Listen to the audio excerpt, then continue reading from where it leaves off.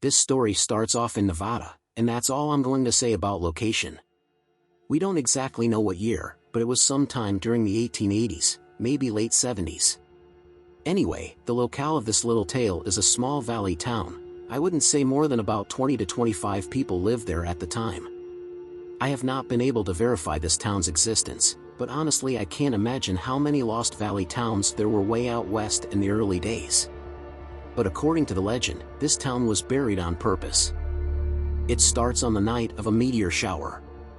Now back then they didn't really know what they were since they didn't have the news or the weather channel, but apparently it was going on long enough that two guys, Smokey and Billy, went up on the roof of the general store to keep watching it after everyone else had gotten bored. They're up there wondering how far away these shooting stars are when they see one that was apparently so close that they could visibly see it in the sky above them. As in, they could make out its outline and see the tail and everything. In fact, one flew by so close they could actually feel the rush of wind as it blew by. They even witnessed it crash into the mountains with a huge explosion. It must have been a very small meteorite since it didn't cause any massive shock waves or leave any lasting impact that the general populace knows about anyway. The explosive boom brought the whole town outside. It was your typical western town, one main road with various buildings etc., and everyone is out in the road with their torches talking about what happened, who saw it, is it God Almighty himself come down from heaven, etc. Smokey and Billy tell everyone what they saw and that one of the shooting stars might have crashed or otherwise landed in the nearby mountains. It looked like it had landed on a well-known to them mountain lake up near a small peak. Now these mountains are miles away. It would take about half the day on horseback to get to the base of these mountains, but that is exactly what they decide they are doing. Smokey and Billy are joined by their friends Jack and Anjali, and the sheriff was going to. He was a real hard-nosed sheriff by how the story's been told. No nonsense, straight as an arrow, probably had an awesome mustache. So these guys are all excited about their little adventure when the town doc has to go and almost ruin everything. Doc was obviously the smartest guy in town, and if you can picture a doc from any western show or movie you've ever seen who seems to know everything, it's this guy.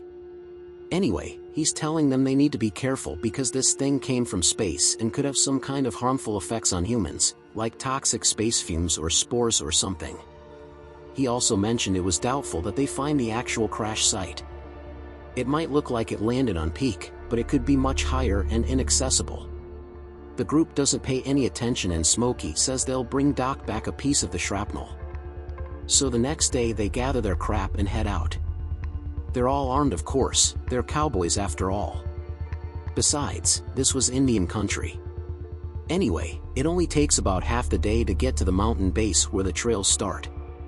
They might have actually been there sooner, but they didn't ride hard, they weren't too cautious either, not a single sign of any Indians. So they reach the mountain base and start heading up the trails. They could still ride their horses about halfway up the mountain before they had to go out on foot. These trails had been walked before, so there was a makeshift horse rail at the trailhead that someone made at some point in time where it got too treacherous for horses. The trail got steep, but this particular area was pretty heavily wooded as well, so even if the trail wasn't as steep as it was, there's no way the horses could make it through the woods. Since they didn't want to leave their horses alone for too long, they decided to camp here for the night. They set up a campfire and did the usual bullcrap people did. Told some stories, ate food, then hit the sack. They woke up early the next morning and set out on the hard part of the trail. It was hard work getting up this trail, but boy was it worth it to reach this lake they were headed to. Anyway, as they got closer and closer, Smokey, I think it was him, apparently looked up at one point and noticed the trees were getting shorter and the sun seemed to be getting brighter. You guys, look up. Look at some of these trees, the gall-damn tops have been sheared off. This gets the guys all excited as they stop and look up to take it in. Jack especially is all giddy about how close they must be getting. Anjali is the furthest back and apparently calls out, "Whoever gets there first, find a good rock to take back to the dock, that son of a bitch," jokingly. Now the peak where they were headed was kind of an oasis. There was a medium to large-sized lake completely surrounded by the mountains and trees. There was only the one trail that led to this lake in the mountains. There'd probably be some kind of resort there nowadays if it was still accessible. Anyway, the meteor had indeed crashed exactly where they right into the middle of this resort-like lake. Each one of the guys stopped dead in their tracks upon entering the clearing and seeing the destruction. They all mumble some kind of surprised expression. Jesus H. Christ driving a horse-drawn buggy, Smokey murmurs. I guess we won't be coming up here anymore, the sheriff says.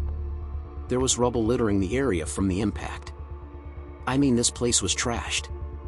Completely destroyed, and the lake itself was finished, as one of the guys apparently stated. There's pieces of rock everywhere, there's trees destroyed and tipped over, there's broken trees still smoking from small fires that put themselves out. But what was most interesting is what was in the lake itself. From what they recount, there was this large piece of metal sticking out of the lake, with a couple smaller pieces near the top sticking out either side. A couple guys started moving closer to the lake and the sheriff got all mad and safety-oriented. Everyone be careful now, goddammit, the sheriff says. Watch out for sharp rocks, don't pick up anything misshaped too much. Rocks can be sharp as knives. They moved up to the shoreline and everyone notices the large thing sticking out of the water. Someone, Billy will say, asks what it could be. They don't know it's metallic at this point. Angeli was a blacksmith, so he mentioned it looks like some kind of metal. He picked up a nearby stone and threw it at it. It hits the object with a ping. It's definitely metallic. Jack is leaning over trying to look into the water. He blurts out, holy shit you guys, I can see something further down in the water it's connected to. They all peer into the lake where he is pointing and sure enough, the metal shaft was connected to an even larger object deeper down. It was too deep though and the water was murky from all the dirt and rubble the crash had caused. All they could make out was a silhouette. Billy is way too curious about this. He's like, let's swim down there. I bet we can get a better look before we have to come up for air. There's a couple murmurs of agreement and a couple of the guys start loosening some of the clothes like they're going to dive in. The sheriff gets all pissed off again. It's a good thing he was there though. Wait, just a goddamned minute. He pauses and surveys the water. Nobody go in the water. Look at all these fish that are belly up. Nobody had noticed with all the excitement of the destruction and the mysterious metal shaft. There's dead fish floating in the water. A lot of them, mostly concentrated near the shaft. Jack is surprised. What in the hell?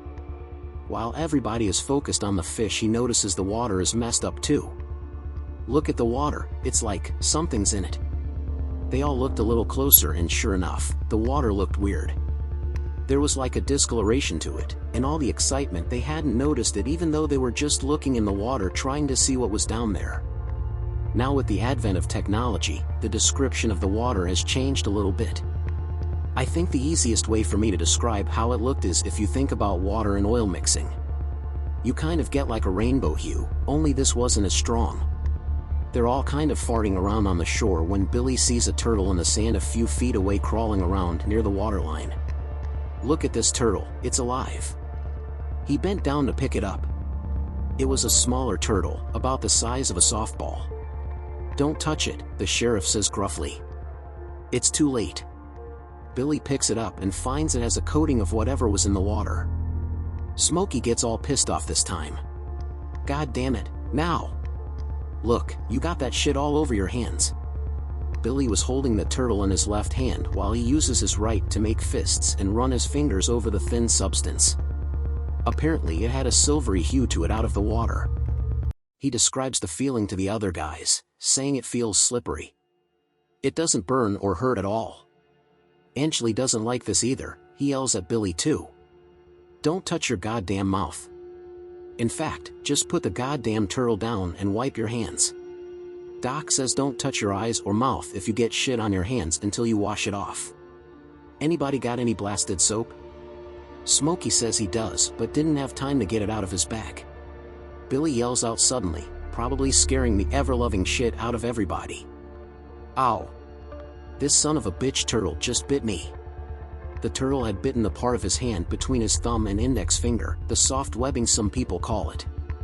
Concerned and annoyed, Angeli says, I don't know why you'd pick it up, there's snappers in these parts you know. Smokey disagrees. That ain't no damn snapper, way too small. By this point Billy had thrown the turtle down in the sand.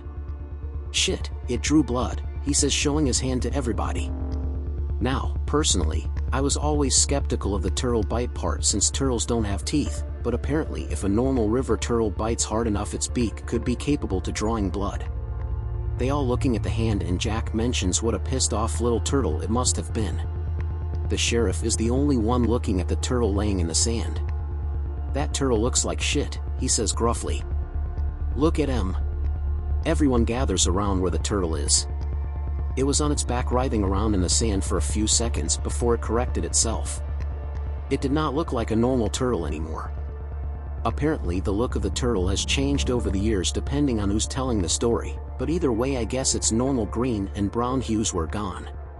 It was like a grayish color almost, an ugly looking gray. Smokey makes a conjecture about the way the turtle looks.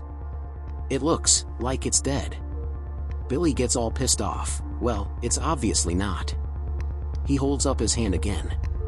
He wasn't bleeding bad so to speak, but there was enough to see that turtle got him good. Angeli gets all bent out of shape about cleaning the wound again, saying we have got to get that shit washed off quick. "Get water from a canteen and get that soap over here." They patched Billy up and spent the next couple hours looking around. They gathered some rocks, looked at, and climbed, destroyed trees, and tried to get a look at whatever was in the water from every possible angle without getting too close. More turtles were popping up on the beach and the guys were kicking them back in. Also a few waterfowls or birds of some kind had flown over the area and made their way towards the water, but none of them landed. I guess they stopped dead in their tracks a couple feet above the water, flapped their wings and hovered in place, then flew off. Like they somehow knew or sensed the water was bad news. Somebody makes a comment about it, and Smokey chides Billy by saying the birds were smarter than he was since they knew the water was garbage. They decide it's time to go, so they stand around discussing their plan of action. They decide to try and get home that day and get Billy to the document. They'll be going downhill this time and they'll ride a lot harder home than they did on the way in. The sheriff isn't so sure though.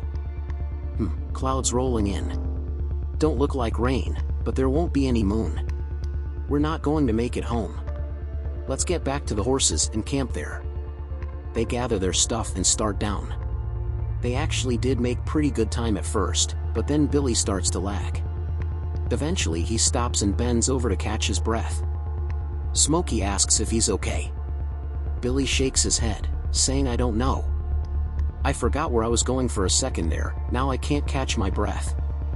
Yeah, you probably can guess where this is headed. Anyway, on account of Billy's newfound lethargy they didn't make great time back to the horses.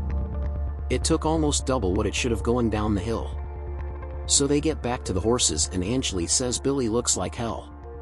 That bastard turtle, it had to have had some kind of disease and now Billy is infected.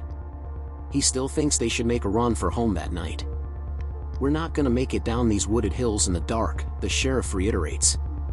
And if we did, we need to cross the plains home. We'd never see an Indian attack coming if they're out there. Jack and Smokey both agree, so they set up camp again and make a fire. The night comes and sure enough it's pitch black without the moon. They're all kind of hanging out sitting around the fire and Billy just keeps putting on more clothes. It wasn't especially cold out that night, but even then Billy was sweating up a storm. I mean he was apparently pure sweat on his face, like someone had dumped a bucket of water on him. He ain't gonna last the goddamn night, Angeli said, pointing his stick with a hot dog, or sausage or whatever they had back then, on it at Billy. I'm telling ya, we should have tried to get him home. There was mumbling and murmurs from the rest of the guys on what they should have done. At this point, Billy kind of stands up, steps away from the fire, then lays himself on the ground.